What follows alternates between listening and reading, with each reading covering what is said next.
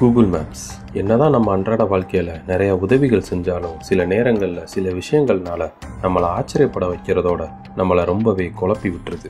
அதுக்கு உதாரணமாக Google map user ஒருத்தர் குயின்ஸ்லாண்ட் ஃபாரஸ்ட்க்கு நடுவில் ஒரு ஏரோப்ளேன் சிதைஞ்ச நிலையில் இருக்கிற மாதிரியான ஒரு கோஸ்ட் ஃபோட்டோவை பார்த்து அதிர்ச்சி ஆகுறாரு. இப்படி பல விஷயங்கள் வினோதமாக சொல்லலாம். அப்படி பசிபிக் ஓஷனில் 1776 கண்டுபிடிக்கப்பட்டு காலப்போக்கில் காணாமல் போன ஒரு தீவை பற்றி தான் இந்த வீடியோவில் நம்ம பார்க்க போகிறோம். இந்த வீடியோ பண்ணுறதுக்கான முக்கியமான காரணம், நம்ம சேனலோட சப்ஸ்கிரைபர் ஒருத்தர் இந்த நிகழ்வை பற்றி நம்ம போட்டிருந்த ஷார்ட்ஸில் கேட்டிருந்தாரு.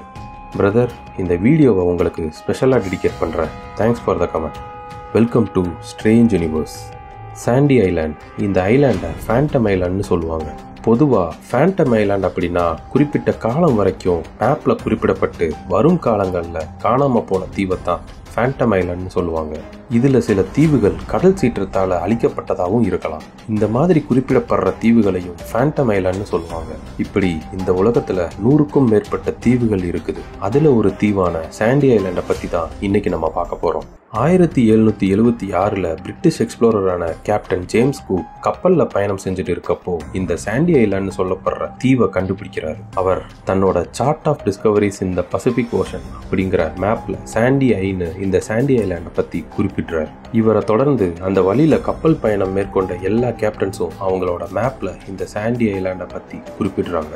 இந்த சாண்டி ஐலாண்டோட பரப்பளவு 3 மைல் அகலமாகவும் 15 மைல் நீளம் இருக்குன்னு 1876 வெலாஸ்டிங்கிற கப்பல்ல பயணம் செஞ்சவங்க மூலியமா நமக்கு தெரிய வருது. பிரிட்டிஷ் அட்மிரால்டி சார்ட்ல 1908 இந்த தீவை குறிப்பிடுறாங்க. யூஎஸ் மிலிட்ரி டேட்டாபேஸ்லையும் இந்த சாண்டி ஐலாண்ட் சொல்லப்படுற ஃபேண்டம் ஐலாண்ட் குறிப்பிடப்பட்டிருக்கு. இந்த சாண்டி ஐலாண்ட் அவ்வப்போது கூகுள் மேப்ஸ்லையும் general bathymetric chart of the ஓஷன்ஸ்லையும் தோன்றி மறைஞ்சிருக்கு. இந்த ஜெனரல் பேத்திமெட்ரிக் சார்ட் ஆஃப் ஓஷன்ஸை செப்கோன்னு சொல்லுவாங்க. இவங்களோட மெயின் மோட்டிவ் என்னன்னா, கடலுக்கு அடியில் இருக்க நிலப்பரப்போட ஆழத்தையும் வடிவத்தையும் ஆய்வு செஞ்சு அதோட டேட்டாவை சேகரிக்கிறது தான். நவம்பர் 2012 ஆஸ்திரேலியன் ரிசர்ச் டீம் ஆஸ்திரேலியாவை சுற்றி இருக்க ஐலாண்ட்ஸை இன்ஸ்பெக்ட் பண்ணுறதுக்காக அவங்களோட ரிசர்ச் ஷிப்பில் கிளம்பி போகிறாங்க. அவங்க போகிற வழியில் இருக்க ஐலாண்ட்ஸை இன்ஸ்பெக்ட் பண்ணிட்டு சாண்டி ஐலாண்ட் இருக்க லொக்கேஷனுக்கு போகிறாங்க. அப்படி அந்த லொக்கேஷனுக்கு போனதும் அங்கே ஒரு தீவு இருந்ததுக்கான எந்த அடையாளமும் இல்லாமல் இருக்கு. இது அவங்களுக்கு மிகப்பெரிய அதிர்ச்சியை கொடுக்குது. அவங்க கிட்ட இருக்க எல்லா இன்ஃபர்மேஷனை வச்சு செக் பண்ணி சுற்றி தேடி பார்க்குறாங்க. அப்படி ஒரு தீவு இருந்ததுக்கான எந்த அடையாளமும் அவங்களுக்கு கிடைக்கல. அந்த தீவை இன்ஸ்பெக்ட் பண்ண போயிருந்த marine geo scientist doctor Maria Seton கிட்ட கேட்குறப்போ அவங்க சொன்னது நம்மளை ரொம்பவே வியப்படைய வைக்குது. அவங்க கிட்ட இருந்த மேப் டீட்டெயில்ஸ், கூகுள் மேப் எல்லாத்துலேயும் அந்த சாண்டி ஐலாண்ட் குறிப்பிடப்பட்டிருக்கு. ஆனால் அந்த லொக்கேஷனில் அப்படி ஒரு தீவு இருந்ததுக்கான எந்த அறிகுறியும் இல்லைன்னு அவங்க சொல்கிறாங்க. சில சமயங்களில் கடல் மட்டம் உயர்ந்து அந்த தீவை மூழ்கடிக்க வாய்ப்பு இருக்கும். ஆனால் அவங்க அந்த லொக்கேஷனில் இருந்தப்போ கடலோட நீர்மட்டம் 4620 அடியில் இருந்ததா அவங்க சொல்கிறாங்க. பக்கத்தில் எந்த விதமான நிலப்பரப்பும் இல்லைன்னு அவங்க சொல்கிறாங்க. இவங்களோட இந்த அறிக்கையை வச்சு ஜெப்கோ, அதாவது general bathymetric chart of oceans, 2012 Sandy Island மிஸ்ஸிங்னு ரிப்போர்ட் கொடுக்குறாங்க. எப்படி பல 100 வருஷமா மேப்ல குறிப்பிடப்பட்ட ஒரு தீவு, ஏன் யூஎஸ் மிலிட்ரி டேட்டாபேஸ்ல குறிப்பிடப்பட்ட ஒரு தீவு காணாம போயிருக்கும்? இவ்வளோ பெரிய தீவு எப்படி காணாம போயிருக்கும்னு இன்னைக்கு வர யாராலையும் சரியான பதில் கொடுக்க முடியல.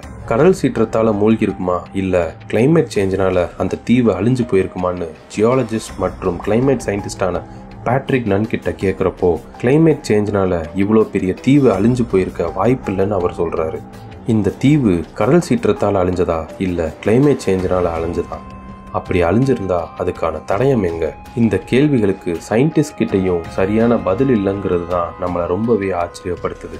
இந்த சாண்டி ஐலாண்ட் எப்படி மறைஞ்சு போயிருக்கும்னு உங்களுக்கு தோணுறத கீழே கமெண்ட் செக்ஷனில் பதிவு பண்ணுங்க. நம்ம யூடியூப் சேனலை சப்ஸ்கிரைப் பண்ணாமல் பார்த்துட்டு இருந்தீங்கன்னா சப்ஸ்கிரைப் பண்ணிக்கோங்க. நம்ம ஃபேஸ்புக் அண்ட் இன்ஸ்டாகிராம் பேஜை ஃபாலோ பண்ணாமல் இருந்தீங்கன்னா ஃபாலோ பண்ணிக்கோங்க. இதே மாதிரி இன்னொரு வீடியோவில் உங்களை நான் சந்திக்கிறேன். நன்றி.